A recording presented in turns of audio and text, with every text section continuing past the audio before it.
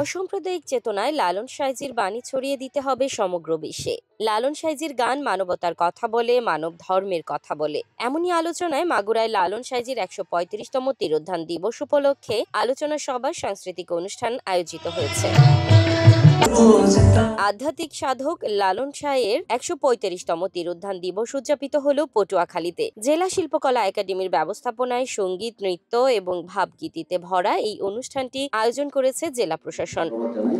অনেক সাধনার ব্যাপার, আর শিল্পকলা একাডেমিকে সার্বিক সহযোগিতার জন্য, আয়োজনের জন্য আমি ধন্যবাদ জানাই। যারা সম্মানিত যন্ত্রী ছিলেন, যন্ত্রশিল্পী, তাদেরকে ধন্যবাদ জানাই।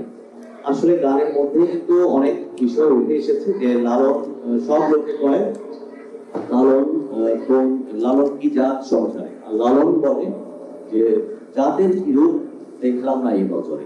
এখানে কিন্তু বলা আছে লালন ফকির বা লালন সাঁইজি আমরা যাই বলি না কেন, ২০০ বছর আগে উনি এই বাণীগুলো, সাম্যের বাণী, বৈষম্যহীনতার বাণী উনি ওনার গানে উনি প্রচার করেছেন। মেহেরপুরে পালিত হয়েছে লালন সাইয়ের ১৩৫তম তিরোধান দিবস। দিবসটি উপলক্ষে ১৭ অক্টোবর মেহেরপুর জেলা শিল্পকলা একাডেমির মিলনায়তনে এক অনুষ্ঠানের আয়োজন করা হয়েছে। সমালোচনা, পর্যালোচনা এরকম আছে যে লালন কোন ধর্মের। আপনারা আলোচনায় বলেছেন যে ওনার নির্দিষ্ট কোনো ধর্ম নেই।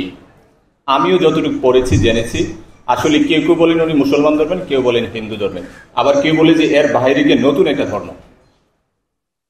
আসলে উনি চেয়েছেন কি? উনি ধর্মের মধ্যে অথবা গোত্র অথবা জাতির মধ্যে সীমাবদ্ধ না থেকে উনি মানবিকতা